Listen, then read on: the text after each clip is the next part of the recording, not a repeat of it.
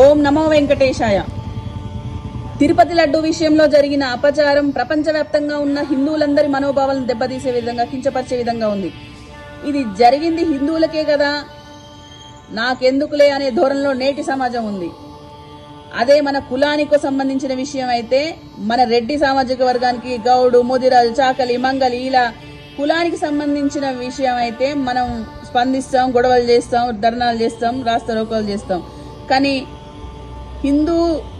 హిందూ మతానికి జరిగినప్పుడు మనం ఎందుకు స్పందించట్లేదు? ముందు మతం అనేది మిగిలింటేనే కదా కులాలు మిగులుతాయి. టీటీడీ బోర్డులో అన్య మతస్థులకు ఉద్యోగ అవకాశాలు కల్పించకుండా మన మతాన్ని గౌరవించి దేవుడి పట్ల భక్తి ఉన్న వాళ్ళకి మాటకే అక్కడ ఉద్యోగ అవకాశాలు కల్పిస్తే ఇలాంటిది జరిగేది కాదేమో. ఒక టీటీడీలోనే కాదు, హిందూ దేవాలయాలన్నిట్లోనూ మన మతాన్ని గౌరవించి దేవుడిపై భక్తిభావం ఉన్న వాళ్ళకి మటుకే ఉద్యోగ అవకాశాలు కల్పిస్తే బాగుంటుంది. ఈ విషయంలో పవన్ కళ్యాణ్ గారికి చేతులెత్తి మొక్కాలి. అపరాధ భావంతో బాధపడుతున్నాడు. మన రామ్ మందిరానికి కూడా టీటీడీ నుండి 1,00,000 లడ్డూలు ప్రసాదంగా పంపించారు. ఇప్పుడు ఆలోచిస్తే అర్థమవుతుంది, మన హిందువులని అగౌరవపరచాలనే ఒక ఉద్దేశంతోనే వీళ్ళు అక్కడ కూడా పంపించిరని అనిపిస్తుంది. ఇదే విషయం చర్చిలోనో మసీదులోనో జరిగితే గోల చేసి దీన్ని నేషనల్ ఇష్యూ చేసి మోడీ గారి దుమ్మెత్తి పోస్తారు. మరి ఇప్పుడు సెక్యులర్ పెద్దలందరూ ఎందుకు నోరు మెదపట్లేదు?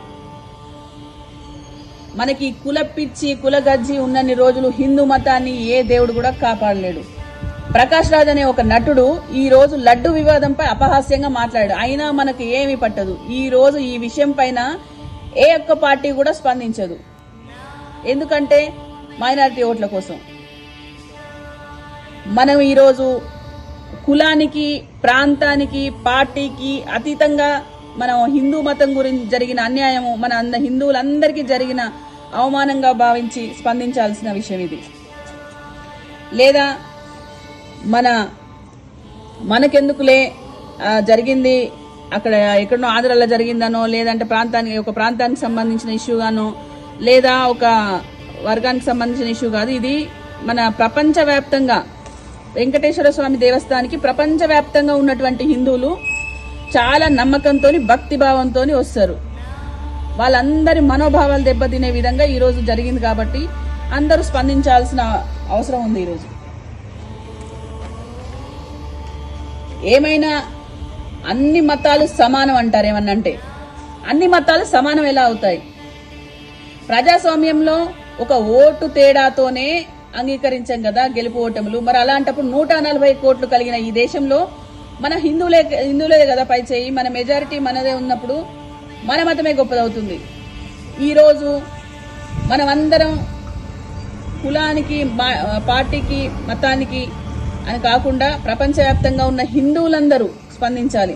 పవన్ కళ్యాణ్ లాంటి వారు రాష్ట్రానికి ఒకడు ఉంటే సరిపోదు, ఊరికొకరు పవన్ కళ్యాణ్ తయారవ్వాలి. హిందూ ధర్మాన్ని పరిరక్షించాలి. ఇప్పటికైనా కళ్ళు తెరవకపోతే మనల్ని దేవుడు కూడా కాపాడలేడు. దేవుడిపై భక్తి, నమ్మకం ఉన్న వాళ్ళు టీటీడీలో ఉండాలి. అంతేగాని దేవుడిపైన భక్తి ఉన్న వాళ్ళు మట్టుకే ఇలాంటి గుళ్ళల్లో ఉండాలి, కానీ బైబిల్ పట్టుకొని తిరిగే వాళ్ళు కాదు. ఒక మసీదులో వారి మత పెద్ద చెప్పిన విధంగానే నడుచుకుంటారు, ఒక చర్చిలో వాళ్ళ ఫాదర్ చెప్పిన విధంగానే నడుచుకుంటారు. కానీ మనం మాత్రం మన హిందువులందరం మటుకు మన గుళ్ళో పూజారుల మీదనే జోకులు వేస్తాం. వారి జీతాల గురించి కూడా అపహాస్యం చేసి మాట్లాడతాం. మనం వాళ్ళని జీతానికి పని చేసి జీతగాళ్ళలాగా చూస్తాం. వారి మీద అజమాయిషి కూడా చేస్తాం, జోకులేస్తాం. ఈ ధోరణే మనం మార్చుకోవాలి. దేవుడి మీద భక్తితో పాటు పూజారి మీద గౌరవం కూడా ఉండాలి.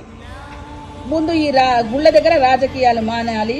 మనం చెప్పులు ఎక్కడైతే గుడి బయట వదిలి వెళ్తామో అట్లనే మన అహంకారాన్ని కూడా గుడి బయటనే వదిలేసి గుళ్ళోకి వెళ్లి భక్తి భావంతో ఉంటే చాలా బాగుంటుందని నా ఒక ఉద్దేశం. ఓం నమ శివాయ. నమో వెంకటేశాయ.